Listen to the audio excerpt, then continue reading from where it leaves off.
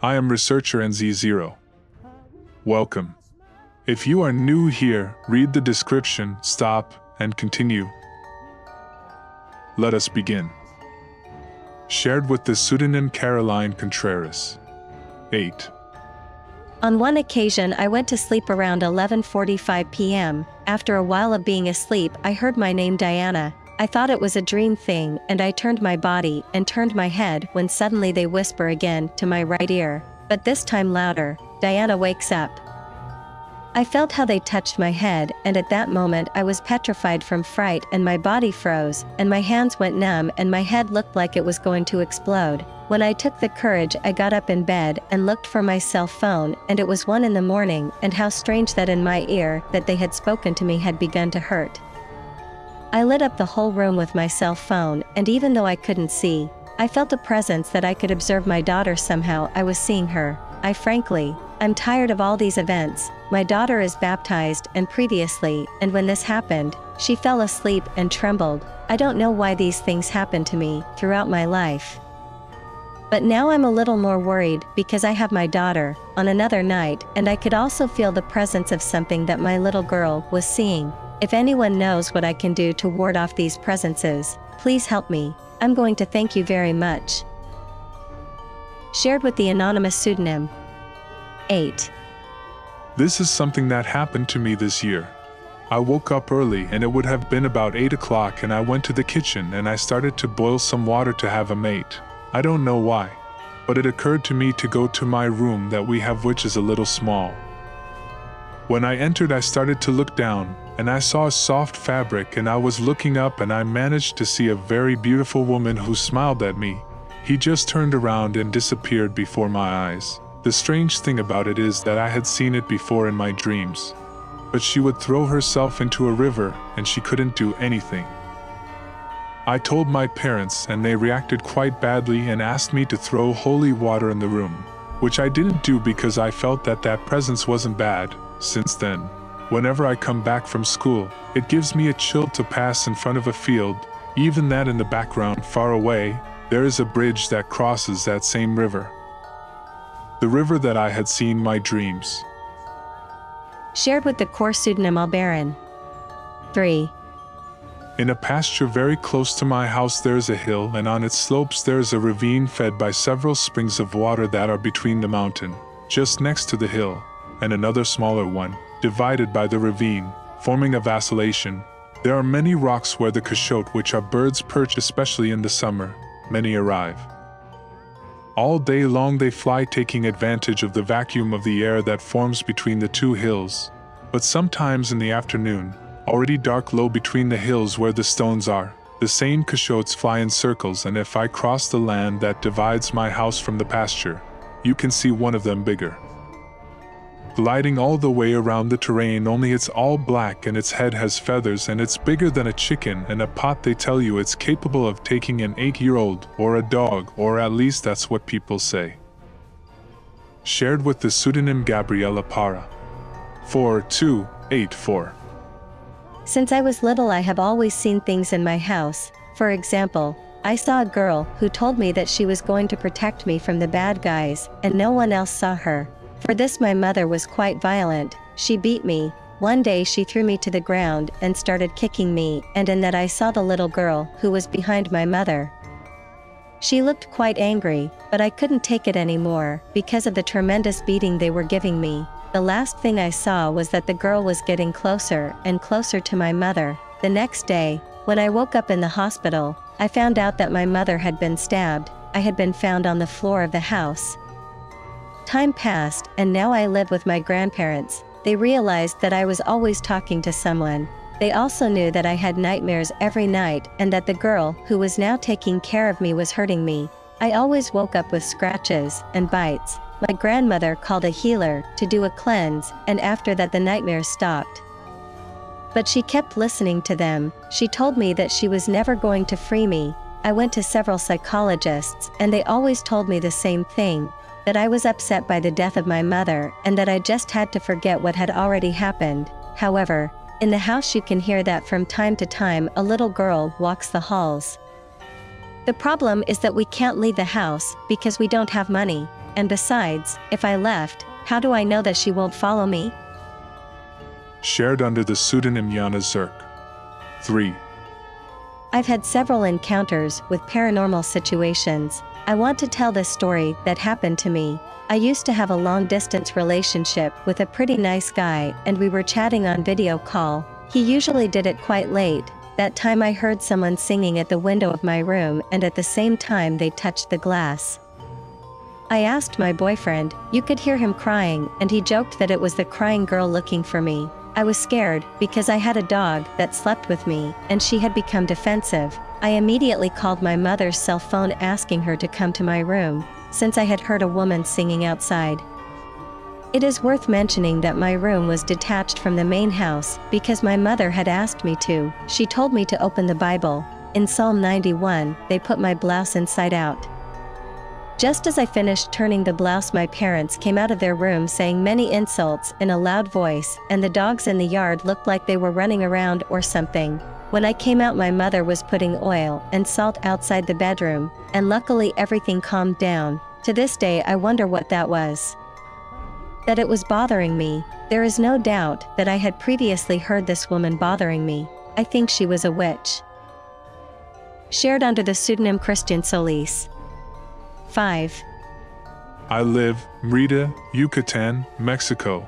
And one day my family and I went to a town called King Chile. On the way back to the house I saw through the window of which I could see a shadow of short stature running through the mountain. Apparently it was trying to hide, because of the characteristics. I think it was an alush. In addition to this, my parents say that as a child I talked only at night and saw ghosts and strange things. I also had a doll, and one day my mother took me and began to rock me to sleep when suddenly the doll began to sing. My mother did not give it importance at that time, but the next day he realized that the doll had no batteries. I still see shadows and strange things happen to me. I am the bread of every day. It is already a daily activity. Shared under the pseudonym Eliam David.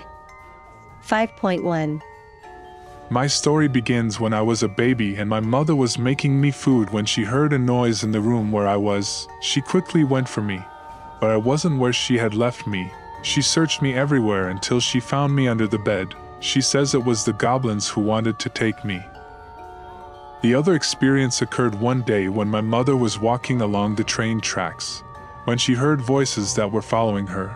At that moment she saw 3 small shadows in the bush, and since that moment strange things have happened. We have seen shadows and family members have died suddenly. People who pass by on the street have told us that they have seen shadows entering and leaving the house. I have also dreamed about strange things when family or friends pass away. And now that my mother is not with me, I have seen her in my dreams warning me of things. Thank you so much for listening to my stories. Shared with the pseudonym Jorge Sandoval. 4.2. This story comes from my mother's side.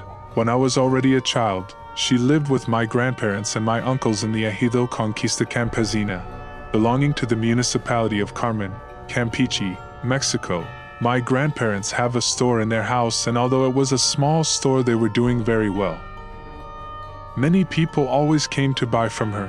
One day a lady dressed in black arrived and asked to speak to my grandmother to give her bad news, since a niece of hers, a girl from that same colony, had died. At that time my mother was only about 11 or 12 years old, and the girl in question was a schoolmate, talking to the girl's aunt. It was learned that the girl had died of anemia, something very common in the towns and ranches since then.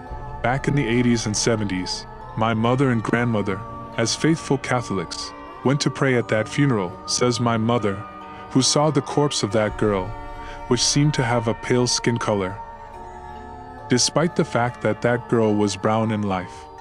He was also extremely thin, as if he were a sack of bones. My mother one claims that it still looked as if the girl was going to wake up at any moment. Under the sun they went and buried her that same day, already coming out of the cemetery, when she returned to the house. My grandmother reopened the shop. Suddenly, my mother noticed a strange clump of dirt on the table that served as a counter. She was about to remove it with her hand when my grandmother stopped it and pulled it back. Then my grandmother swept it with a broom and poured water on it.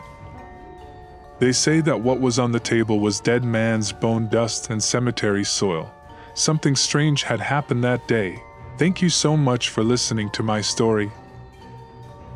Shared with the pseudonym Manuel Gonzalez. 8-2. This happened to me during the summer vacation of 2015 in Zacapa, Michoacán, Mexico. That afternoon I was alone, since my grandfather was hospitalized and the whole family was taking care of him in the hospital. I didn't go because I had gotten angry about going to the hospital, so I stayed at home watching TV and playing on the computer. I left the store, and when I came back I saw a person sitting in the living room. I walked and passed a pillar, and when I looked around, it was gone. Shortly after I was informed that my grandfather had died of cancer. It seems that I had to visit everything before leaving. Another thing is that the outskirts of that one is on a farm that belongs to an uncle. For example, my dad says that there is money buried, because one night he saw something burning. The next day he went to see, but there were no ashes or traces that it had burned or anything. Another thing that happened was that on one occasion in the early morning, he went to the bathroom that was across the corral, and now when he tried to leave he would not let him open the door, a lady in white. The truth is that I can't enter that house alone because I feel watched. I've also seen people without touching the ground. They've even attacked me by setting things up. Now she's alone because my uncle passed away in 2012 from diabetes. For this, on the day of his funeral, the whole family that was watching over him around 3 o'clock, we saw a man trying to enter the house. When they went out to see who it was, the street was deserted, and as if that were not enough. During the day the temperature was below zero. It was practically freezing. The whole family was serious because of that incident. Then they asked me to distribute the punch. It was serving. I heard them throwing stones, and all this happened in a matter of minutes. It really was a pretty weird situation for everyone. Shared under the pseudonym Sofia Hernandez. 8. One night I was listening to horror stories on YouTube. At that moment it seemed to me that the door to my mother's room opened. I turned off the cell phone because it was already approximately 3 in the morning, and in a few hours I had to go to school. I waited a while for my mother to return to the room and continue listening. But after about 10 minutes he didn't seem to be going back to his room. I got up from my bed and went out to see what was going on. When I left the room I saw a shadow of a very tall person passing from the kitchen into the living room. This seemed quite strange to me. So it was my mother's room and she was sleeping, quite confused. I went back to the room, but before I went in I looked at the shadow again. This time I was sitting on one of the chairs in the living room. I didn't pay attention to it. So I went back to the room and fell asleep. After a while I felt as if someone was caressing my face. Fear invaded me because it was an icy hand.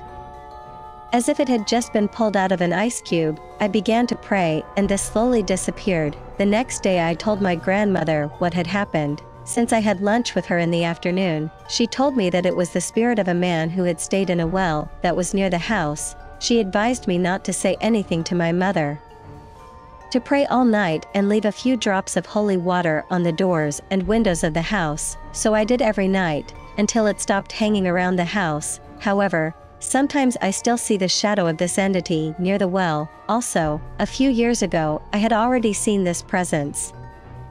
That time I was having dinner with my mother and I saw the same shadow standing behind her. I didn't want to say anything to her so as not to scare her, since she had gone through similar things, and I was pretty sure that she had gotten rid of everything. Thank you very much for listening to my story.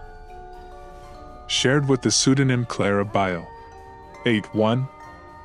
This story was told by my mother's grandfather. They lived in Santa Maria del Oro, in Nayarit, Mexico, and had a ranch. Great-grandfather said that all night he had a recurring dream in which he tried to get out through a door of the kitchen that led to the orchard, but that he always got stuck in the parapet, and when this happened, he heard a voice telling him of what you missed. Some time later, he sold the ranch and the new tenants decided to remodel the kitchen from its foundations. To their surprise, when digging they found gold coins. It was like the place that was abandoned, since the tenants emigrated to another country never to return.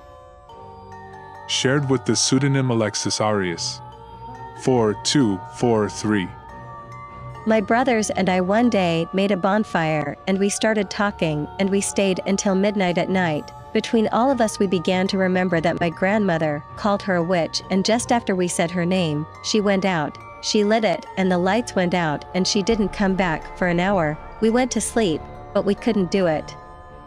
Then my brother Michael noticed that there was something or someone in the window and yelled, and we got up because of the tremendous noise we made. Our parents got up and went to see us. We told them what we had seen in the window, and quickly our dad, with a machete, then he went into the house, but told us that there was nothing, unfortunately. From that day on we started to do badly in a vegetable store that we had. It was no longer sold as it used to. Later, about half a year later, we found out that they had done witchcraft to save our money. We found out from a lady and we became more attached to the church and we did everything they told us. Finally, my aunt told us that it all came from a stuffed black animal, which to date we have not been able to find. Thank you very much for listening to my story. Follow us, subscribe and share on YouTube. This helps me continue with this project. Give your opinion. In the description you will find the emails to send your stories in case you like to share them. I appreciate your preference. Until the next episode. Latin macabre stories and more.